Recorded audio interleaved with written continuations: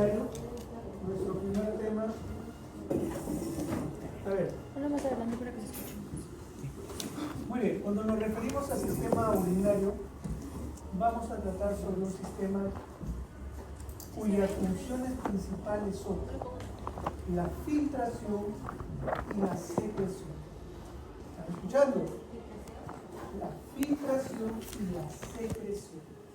La filtración a nivel del corpúsculo renal y la secreción a nivel de los túbulos. ¿De acuerdo?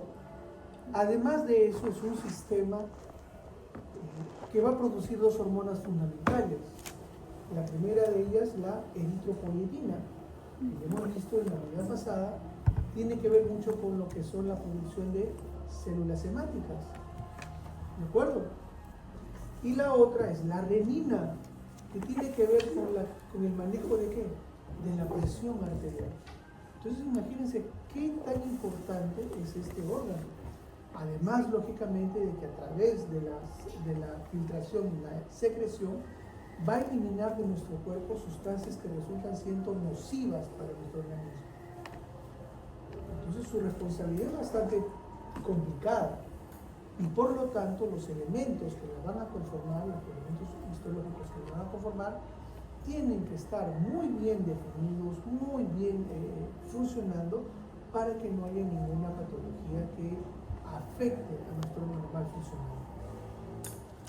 Va a mantener en equilibrio los niveles de agua, va a mantener en equilibrio los niveles de electrolitos, va a mantener también algunas sustancias de desecho, creatinina, ácido úrico, libres en nuestro organismo.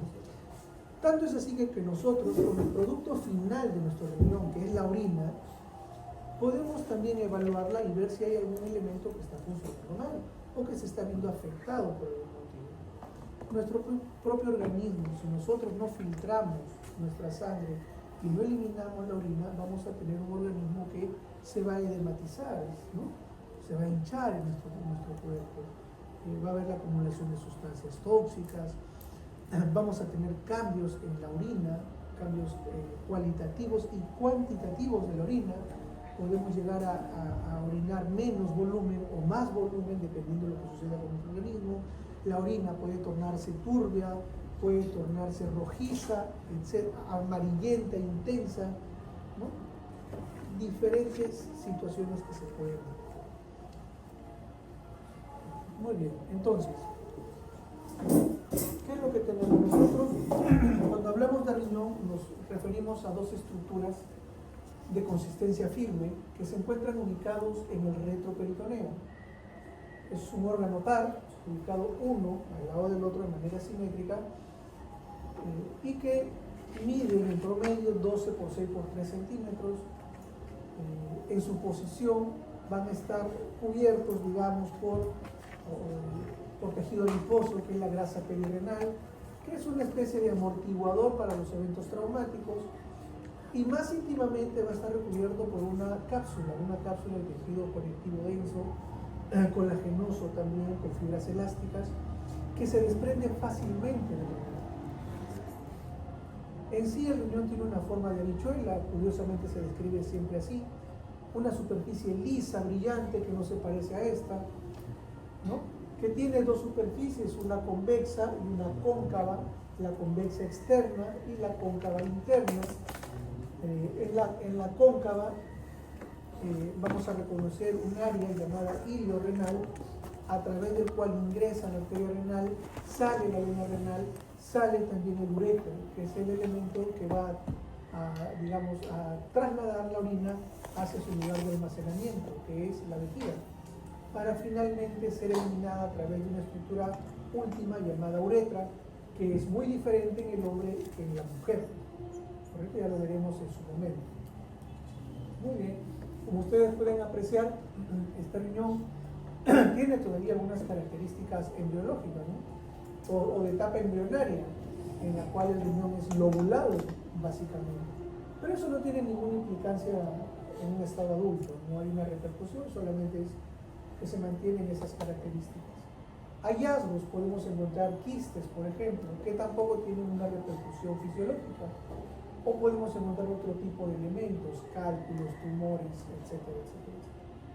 Cuando hacemos un corte longitudinal podemos apreciar el parénquima renal, que va a estar diferenciado entre lo que corresponde a la parte externa o superficial, llamado corteza, y la parte medular, que son estas pirámides, conocidas como pirámides renales, medulares o pirámides de Malpighi.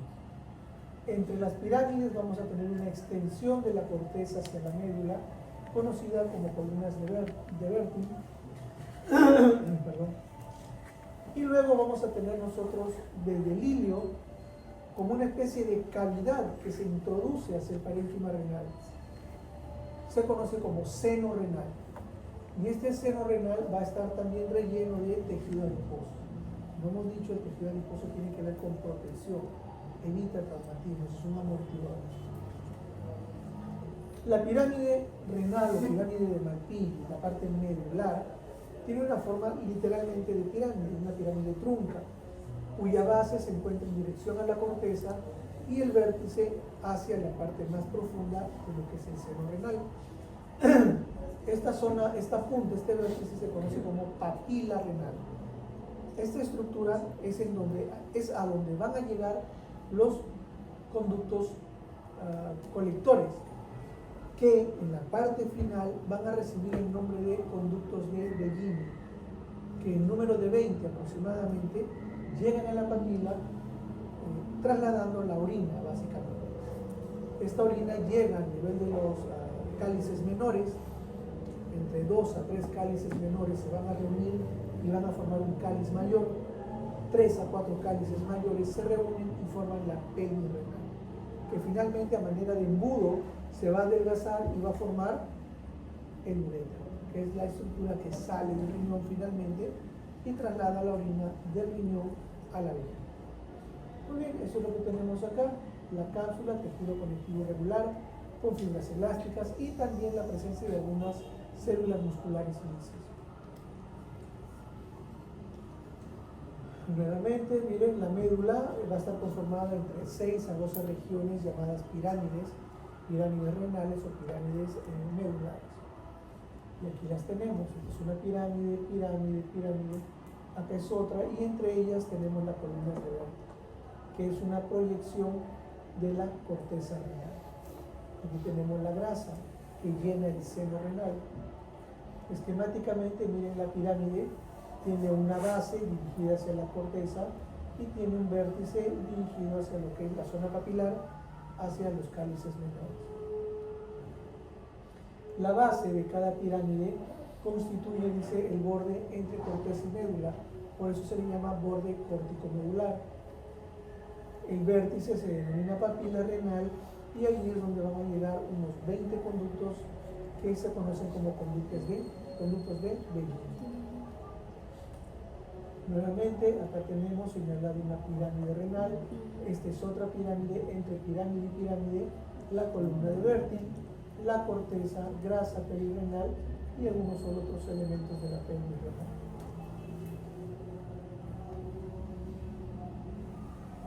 Este es el riñón de un cadáver.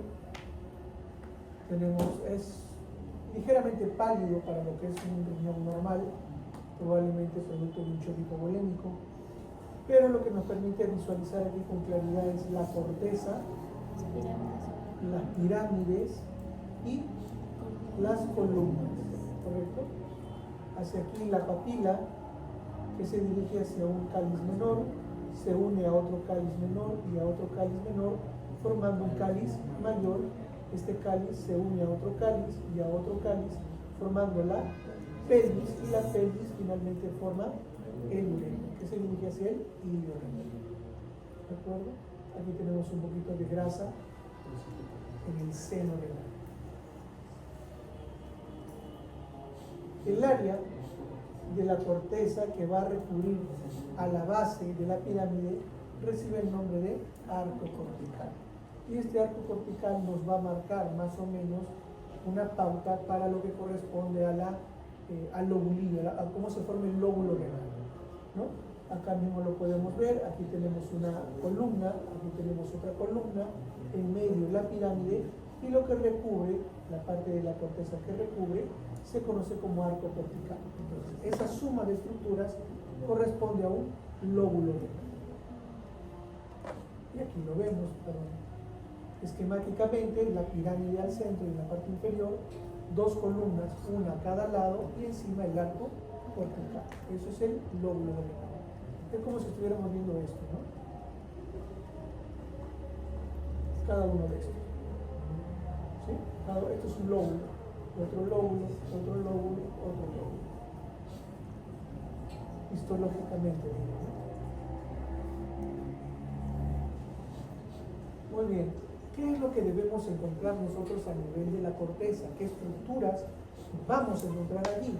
Lo primero, lo más resaltante, lógicamente, y lo más importante, los corpúsculos renales. Corpúsculos, que son esas estructuras redondeadas que están cubiertas por una cápsula también. La cápsula de Bowman, y lo que está dentro se conoce como glomérulo renal, que es un penacho vascular, y ya veremos de qué se trata.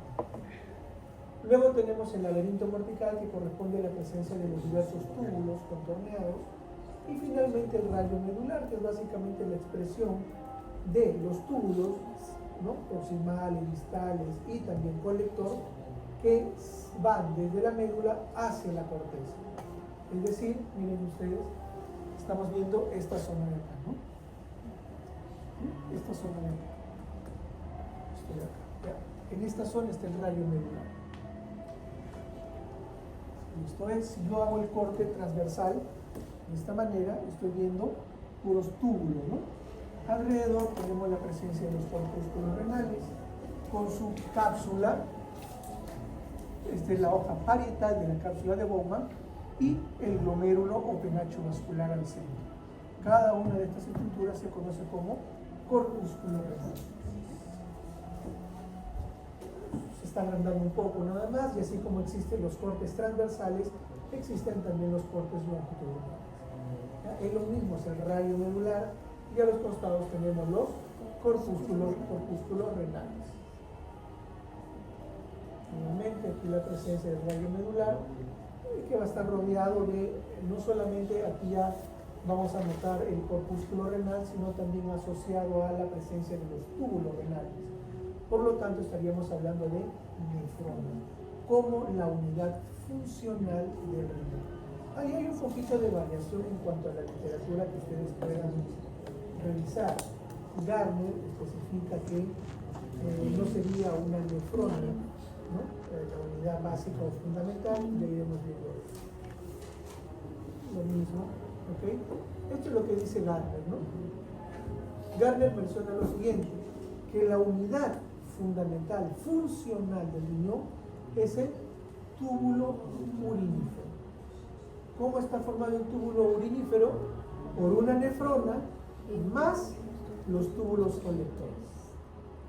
A su vez, la nefrona tiene dos componentes principales, el corpúsculo renal y la porción tubular. El corpúsculo renal, a su vez, tiene dos componentes, el glomérulo o penacho vascular y la cápsula de Bowman. En cuanto a la porción tubular, vamos a tener nosotros ahí los túbulos proximal, distal y también algunos segmentos del asa de Henle. Sin embargo, la mayoría de histólogos no refiere que la unidad funcional sea el túbulo urinífero, sino que la unidad funcional es directamente la nefrona. Y la nefrona va a estar, según esta descripción, formada por tres elementos: el corpúsculo renal, la porción tubular y los túbulos colectores. Al margen de esa literatura, lo importante para ustedes, para un examen práctico, es que puedan reconocer las características de cada uno de los túbulos. A mí no me interesa si es el túbulo urinífero o si es la nefrona. Lo que me interesa es que ustedes sepan reconocer un túbulo proximal, un túbulo distal, una asa delgada de Henle, un túbulo colector. Y punto. Muy bien, entonces, ¿qué es lo que vamos a ver nosotros tanto entre la corteza y la médula? Van a tener estructuras comunes y estructuras únicas. Por ejemplo, Una estructura única que solamente debo ver en la corteza renal sería el corpúsculo renal. No existen corpúsculos en la médula. Eso no es posible. El corpúsculo es una estructura netamente cortical.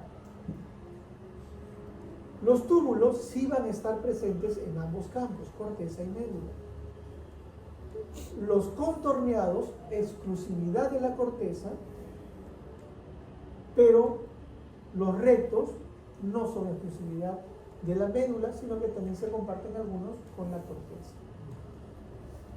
En la misma corteza, lo vamos a revisar en la parte teórica, existen algunos elementos que son superficiales y otros que son profundos, y como están cerca de la médula, están encima de la médula, son yuxtamedulares. Yuxtamedulares, encima de la médula. Ahora vamos a la médula. La médula está caracterizada por la presencia exclusiva de túbulos, ¿de acuerdo? Y va a estar dividido en dos zonas muy características, la zona externa y la zona interna. ¿Qué diferencia fundamental va a existir entre ellas? La zona interna, como podemos ver en este esquema, va a estar formada por el túbulo colector, pero la zona más dilatada del túbulo colector, la que se está dirigiendo hacia la papila, conformando los conductos de Bellini. Y también tanto la porción descendente como ascendente del asa delgada de Henle. Mientras que en la zona externa vamos a tener una situación más amplia. Vamos a tener túbulo colector, sí. Vamos a tener asa delgada de Henle, sí. Y también la asa gruesa de Henle, tanto ascendente como descendente. ¿Cuál es el detalle? Uno de los detalles que vamos a apreciar acá, que el túbulo colector, su propio nombre determina cuál es su función, colectar la orina, ¿sí? Colectar. Entonces, ¿eso qué me va a determinar? Que el conducto o túbulo colector sea cada vez más profundo y más ancho, más grueso, su calibre sea mayor. Y eso me sirve a mí para poder decir si estoy a nivel de corteza, de médula externa o de médula interna. Luego, el asa de Henle delgada es una estructura bastante simple, a veces parece incluso capilares sanguíneos. Claro, no tiene contenido hemático, pero su estructura es bastante sencilla, 2 o 3 células que conforman una pared y listo. Vamos a ver algunas imágenes, por ejemplo. ¿Qué es lo que yo tengo acá? Miren, hay estructuras tubulares de 2 o 3 células, 4 células, 2 células, ¿sí? Pocas. Y hay otras un poco más grandes, sus células también son más grandes, más representativas. Estas corresponderían al asa de Henle y estas, por ejemplo, miren ustedes, correspondería a un túbulo colector. El túbulo colector, ya lo veremos la próxima semana, tiene una descripción de sus células, de su pared, que son células cúbicas, moderadamente de tamaño, ¿no? Bastante visibles, un citoplasma claro y una luz bastante regular. Es decir, los bordes libres de las células son también bastante definidos. Entonces, esto sería un túbulo colector y esto sería asa delgada de Henle, ¿no? Muy bien. Algo también que nos va a ir dando una característica de diferenciación entre corteza y médula es de que en la corteza el espacio intersticial, es decir, el espacio que debe existir entre los corpúsculos, entre los túbulos, es casi inexistente. Están muy pegados, back to back, como se le dice, espalda con espalda, todos pegados. Mientras que conforme vamos avanzando hacia la médula y nos hacemos más profundos, el espacio intersticial aumenta, ¿sí? Esa es una característica por la cual también yo puedo decir estoy en corteza o estoy en médula, no solamente con los corpúsculos renales. Miren, ¿qué estructura sería esto? Túbulo colector, una luz bien amplia, las células son cúbicas, bastante parejas, un citoplasma claro, su borde libre es bastante regular y la luz también es regular.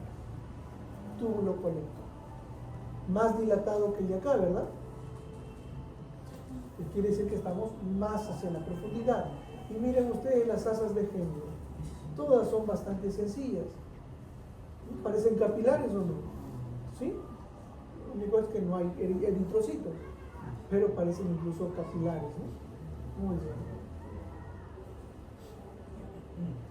Muy bien, entonces acá tenemos los corpúsculos renales, la serie de túbulos, tanto proximal, distal y colectores, que vamos a referenciar. Y esta es la médula renal. Diferencia entre ambas, que en el anterior hemos visto corpúsculos, aquí no vemos corpúsculos. Vamos ahora a analizar el corpúsculo renal. Miren ustedes, lo vamos a ir describiendo acá. El corpúsculo renal va a estar conformado por dos estructuras fundamentales. Primero, el glomérulo, que es esta estructura vascular, también conocida como penacho vascular, y una cápsula. Es un epitelio simple plano y que tiene dos hojas. Esta es la parietal y la visceral, que está formada por los podocitos. Ya veremos después eso. ¿Okay? Entonces, estas dos estructuras conforman el corpúsculo renal. ¿Cómo se forma el glomérulo? El glomérulo se va a formar, ¿por qué? Porque al corpúsculo renal llega una arteriola, la arteriola aferente. ¿Por dónde? Por el polo vascular del corpúsculo, polo vascular. Ingresa, se ramifica y forma estructuras capilares. Deja de ser arteriola y se convierte en capilares. ¿De qué tipo? Fenestrados. ¿De acuerdo? Estos capilares arman su propia red, vuelven a formar arterias, en este caso, y la arteria que resume todo esto es la arteria que sale del corpúsculo, la arteriola eferente. ¿Sí? Ingresa la aferente, sale la eferente. Y aquí se formó el penacho o red vascular, glomérulo renal. Como son capilares sanguíneos, va a estar formada por células endoteliales, ¿correcto? Que es la primera célula que conforma la estructura principal. Ya tenemos una primera célula importante, las células endoteliales. Estos capilares van a estar cubiertos acá, como ustedes ven, por unas estructuras celulares llamadas podocitos. Yo acostumbro a imaginarme que son esos ganchos que se ponen las mujeres para sujetar el moño a manera de dientes, ¿sí? Acá. Lo mismo sucede con los podocitos. Atrapan, envuelven a las células endoteliales a través de la unión con la lámina basal de la lámina glomerular. Y allí conforman la barrera de filtración. Ya veremos más detalles de eso. Entonces, ya tenemos las células endoteliales, tenemos los podocitos, ya van dos células. El espacio que existe entre los capilares se va a llenar por una matriz, la matriz mesangial, que es producida por las células mesangiales, la tercera célula. Y ahí completamos. Entonces, a nivel del penacho tenemos tres tipos celulares importantes: células endoteliales, podocito y células mesangiales. ¿De acuerdo? Muy bien.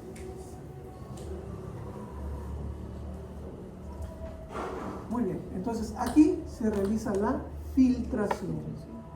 El filtrado, que es, digamos, plasma sin proteínas, es un ultrafiltrado, se libera en este espacio llamado espacio urinario o espacio de Bowman. En alguna literatura se refiere como espacio subcapsular también, ¿no? Pero prefiero que utilicen las otras dos denominaciones para que no haya problemas con teoría. ¿Okay? El espacio de Bowman o espacio urinario. Acá hemos dicho que está el polo vascular. El ultrafiltrado tiene que continuar su camino hacia los túbulos. ¿Para qué? Para que se dé la siguiente fase, la secreción. La secreción se da en los túbulos. Aquí se da la filtración y en los túbulos se da la secreción. Se complementan. Y ahí se forma realmente la orina. ¿Correcto? Muy bien. Ahora miren ustedes. Vámonos a la cápsula. Es un epitelio simple plano. Es la hoja parietal de la cápsula de Bowman. La hoja visceral son los podocitos. Bien, este epitelio simple plano se va a continuar con esta estructura tubular, que es el túbulo proximal, formando el polo urinario. Esto es el polo urinario. Miren cómo es un túbulo proximal. Sus células son grandes, un citoplasma amplio, eosinófilo, y su borde libre es irregular por la presencia de cilios, lo cual hace que su luz también sea irregular, estrellada y reducida. Esas características me dicen que esto es un túbulo proximal. En general forma el polo urinario. Hacia acá dijimos que es el polo vascular. Y hacia el polo vascular vamos a tener también en su proximidad una estructura tubular, el túbulo distal. ¿Qué es lo que va a pasar con este túbulo distal? Las células que conforman su pared van a sufrir una modificación. Un sector se va a poner las células más pegadas entre ellas, se van a juntar, se van a reunir y van a ser ligeramente más altas que el resto de las células. Esta zona se va a conocer como mácula densa. Entonces, la mácula densa pertenece al túbulo distal. ¿De acuerdo? Muy bien. Y ya tenemos la descripción del corpúsculo renal. Luego veremos también que en este espacio habrán células yuxtaglomerulares por encima del glomérulo. Ya veremos nosotros en la siguiente sesión cuáles son esas células. ¿De acuerdo? Por ahora nos quedamos con las células glomerulares, todavía no las yuxtaglomerulares. ¿Preguntas hasta ahí?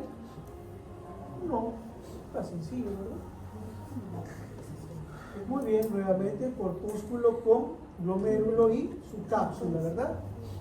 Jóvenes, a ver, más adelante los agarro con esto.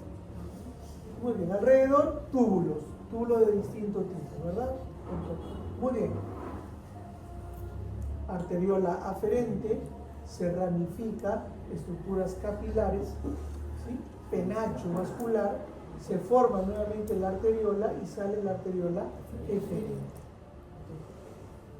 Estas células capilares, de los capilares, que son células endoteliales, fenestradas, ojo con eso, están cubiertas por estas células ramificadas que son los podocitos, la segunda célula. Y los espacios están llenos por sustancia mesangial, matriz mesangial, formado por las células mesangiales, el tercer tipo de célula. ¿Listo? Tengo el espacio de Bowman o espacio urinario, tengo la hoja parietal de la cápsula de Bowman y listo.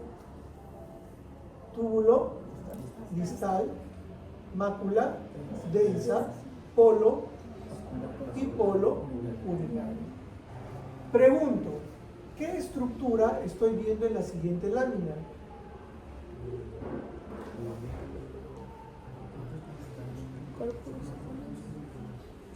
¿Qué estructura? Perfecto. Estoy viendo un corpúsculo renal. ¿Por qué? Porque está el glomérulo y está la cápsula. Estoy viendo el corpúsculo renal. Muy bien. Todos los grupos anteriores me han dicho glomérulo. Estoy viendo el corpúsculo renal.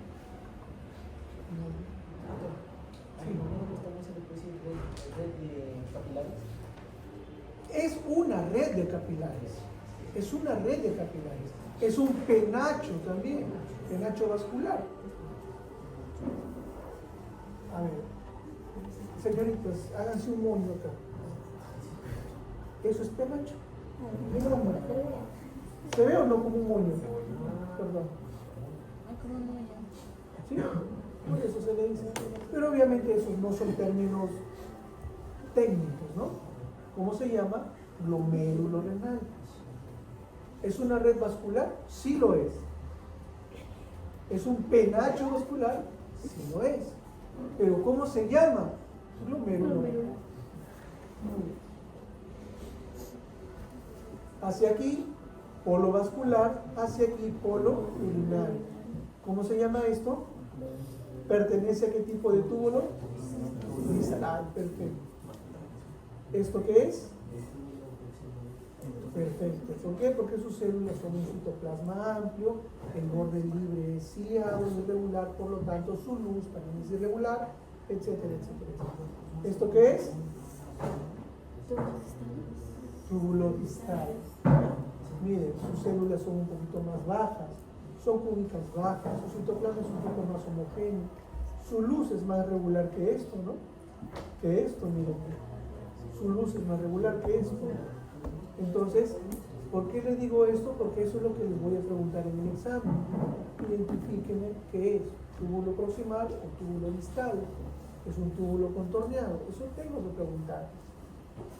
¿Qué más tengo acá? Aprovechando la imagen. Muy bien, miren ustedes estas células grandes, los podocitos. Estas estructuras que parecen anillos, los capilares, serán las células endoteliales. Y donde yo vea una sustancia rosada con células, que son núcleos, son las células mesangiales. ¿De acuerdo? Lo mismo hacia acá sería la mácula densa, y no hay nada más, espacio urinario, epitelio simple plano de la hoja parietal de la cápsula de Bowman. Aquí está la D y la P, distal, proximal. Practiquen con eso. ¿Ya? Acá también, miren, ¿qué célula sería esta? Podocitos, ¿verdad? Son células grandes que abrazan a los capilares sanguíneos. ¿Y estas? Mesangiales. Aquí, célula endotelial aquí. Perfecto. Polo urinario, túbulo proximal, epitelio simple plano. perfecto. Polo urinario, muy bien.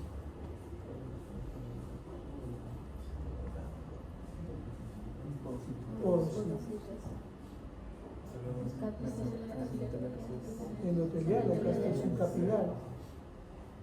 Célula mesangial. Entonces, esquemáticamente lo que hemos venido diciendo es esto. Arteriola aferente, me ramifico, formo mis penachos, que se, capilares fenestrados, que se vuelven a formar una red vascular, la arteriola eferente. Aquí tengo las células yuxtaglomerulares, todo esto sería el túbulo distal con mácula densa, ¿sí? Todo polo vascular, perfecto. Estos que serían podocitos, esto sería espacio de Bowman o espacio urinario, esto sería túbulo proximal y todo esto sería el polo urinario.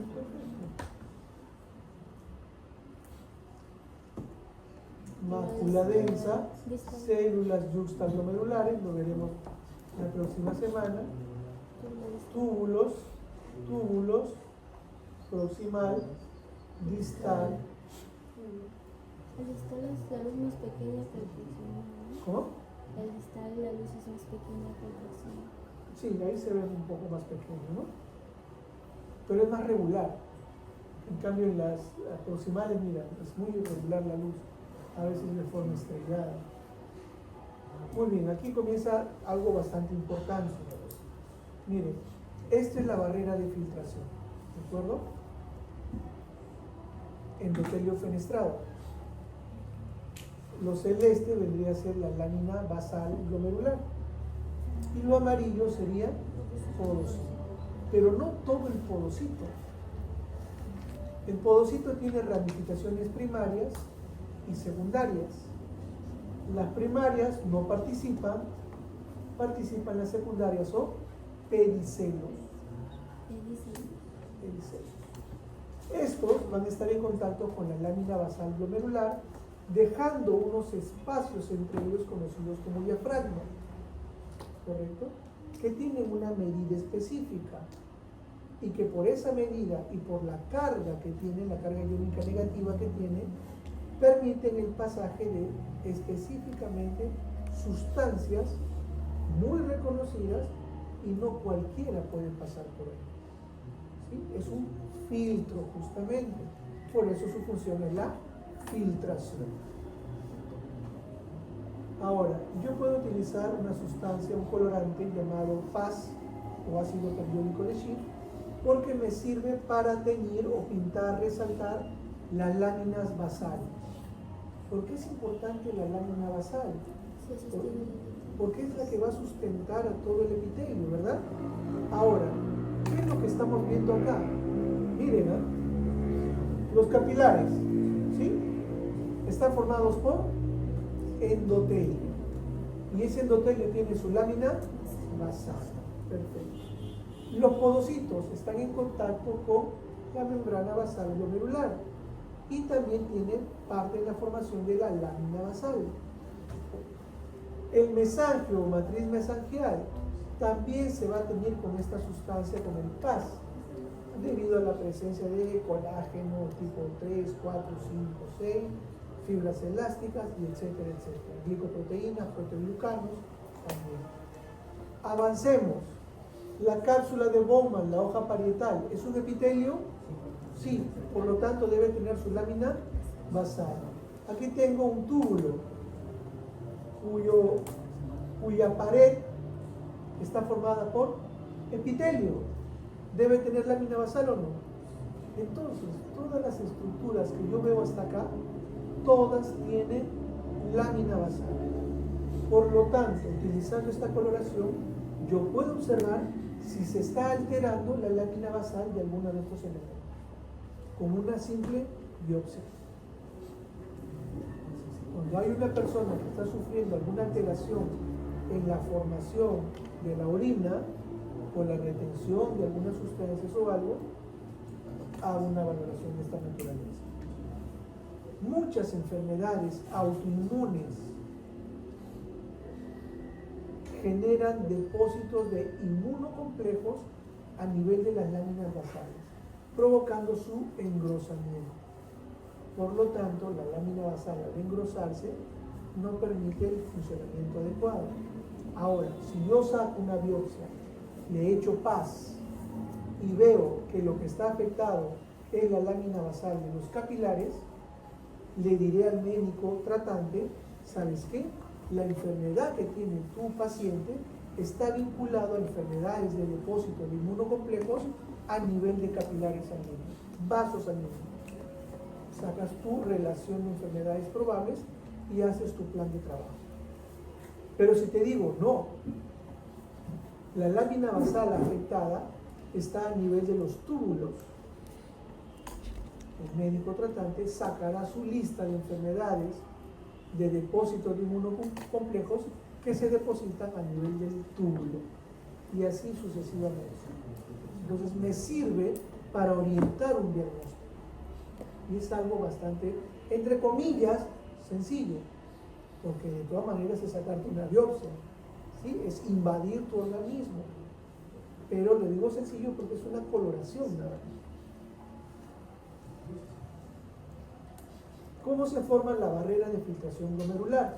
Tiene tres elementos: la capa endotelial fenestrada, la membrana basal del glomérulo y la capa de podocitos. ¿De acuerdo? Esos son capilares, células endoteliales. Miren acá, la matriz mesangial también se tiñe con PAS, la membrana basal o la lámina basal, perdón, de la cápsula también se tiñe de PAS. Utilizo reticulina y me va a marcar todas las fibras reticulares que se encuentran a nivel del intersticio, porque esas fibras reticulares son las que le van a dar un poco de, o van a sostener el tejido corpuscular. No es algo que estén solamente las células adheridas entre ellas de manera muy simple, no, hay una estructura también de fondo. La capa visceral de la cápsula de Bowman está representada por los podocitos. Los podocitos son células bastante especiales, no se reproducen, por eso es que hay que cuidar los podocitos. Hay enfermedades que afectan justamente la porción de los pedicelios de los podocitos, como por ejemplo la diabetes mellitus. Deteriora esta barrera, de manera que la persona con el paso de los años, y si no se ha cuidado, si no ha estabilizado su enfermedad, no la ha controlado, el daño que produce justamente alteración de la barrera, por lo tanto, esta persona con diabetes comienza a orinar proteínas, comienza a orinar azúcar, y eso se ve en la orina, ¿sí? Glucosuria, proteinuria y todo ello. Va a tener dos tipos de prolongaciones citoplasmáticas, primarias o mayores, y las prolongaciones secundarias o pedicelios. Estos pedicelios tienen un glucocálide compuesto por cianoproteínas, específicamente la podocalixina y la podoendina, que tienen carga negativa. Y eso es importante. ¿Por qué? Porque si yo tengo un espacio cargado eléctricamente, ionizado, entonces voy a utilizar justamente la propiedad de atracción y rechazo y repulsión. Si hay otro elemento cargado negativamente, lo voy a rechazar y no voy a dejar que pase la barrera. Pero si tengo una sustancia neutra o básica, positiva, la voy a traer y fácilmente la voy a hacer pasar. Por eso es importante, porque ahorramos energía solamente con cargas. Si es carga negativa, me atrae lo positivo y también lo neutro, y rechazo lo negativo. No gasto energía.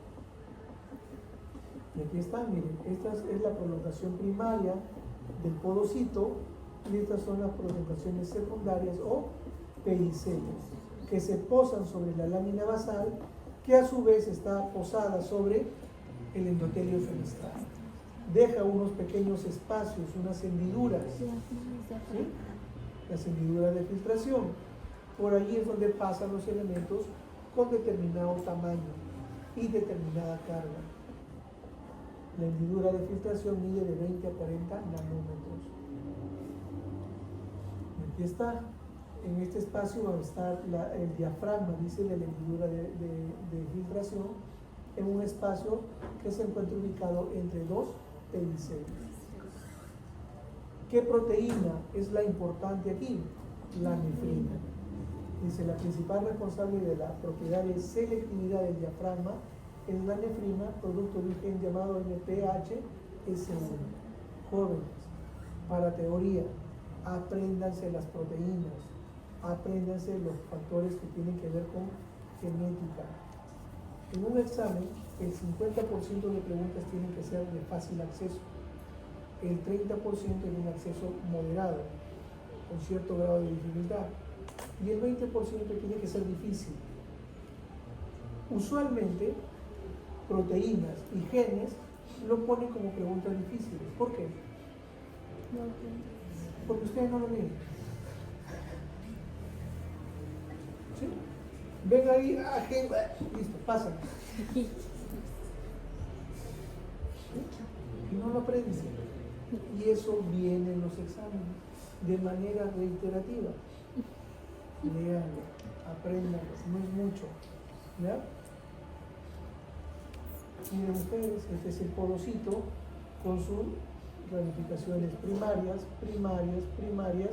y las secundarias son pedicelios. Vean a alguien, el octavo pasajero.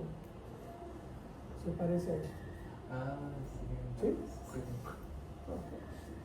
Muy bien. Las células mesangiales, tanto las intras como las extraglomerulares.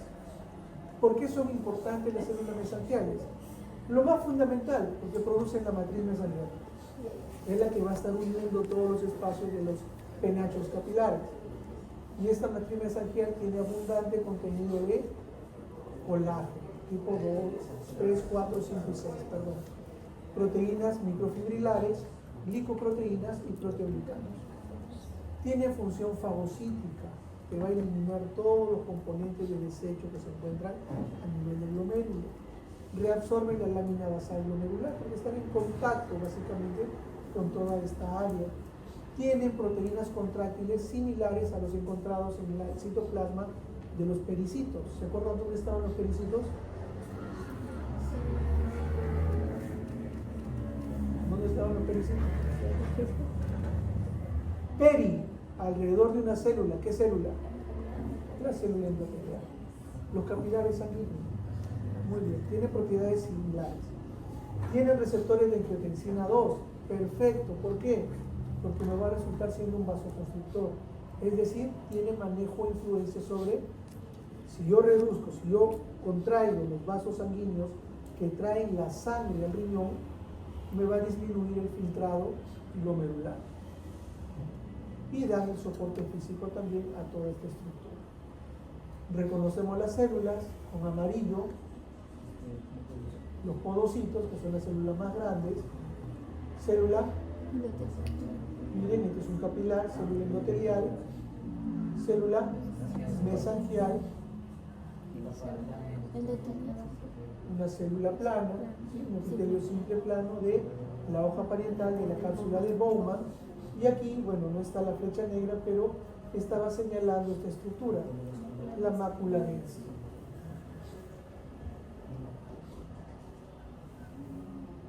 ¿Qué célula sería esta? ¿Esta? ¿K? Muy bien.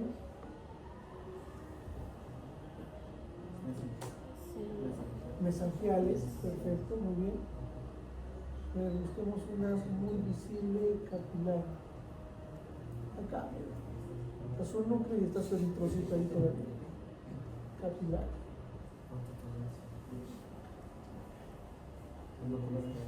Es decir, esto es el túbulo distal. Estas son las células yuxtaglomerulares, lo veremos la próxima semana. Nada más. Esto ya lo vamos a ver. Túbulo proximal distal. Polo urinario, polo vascular, en donde tenemos la mácula densa, túbulo distal.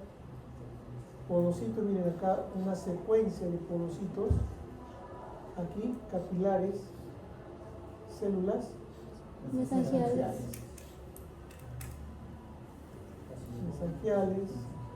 capilares, podocitos, podocitos. Lo mismo, mácula, capilar, podocito, mesangial. Muy bien, para terminar, el riñón tiene corteza y médula, además de otras estructuras, las columnas de Bertin. La médula son las pirámides renales, también conocidas como pirámides medulares o pirámides de Malpighi. La corteza renal se caracteriza por la presencia de corpúsculos renales, túbulos contorneados y también los rayos medulares. El corpúsculo renal está compuesto por glomérulo y cápsula de Bowman, y finalmente el glomérulo es un ovilio de capilares fenestrados, no se olviden ese detalle, que son especiales. ¿Preguntas, jóvenes? ¿A los capilares fenestrados también les podemos decir viscerales? ¿Cómo? A los capilares fenestrados también les podemos decir viscerales.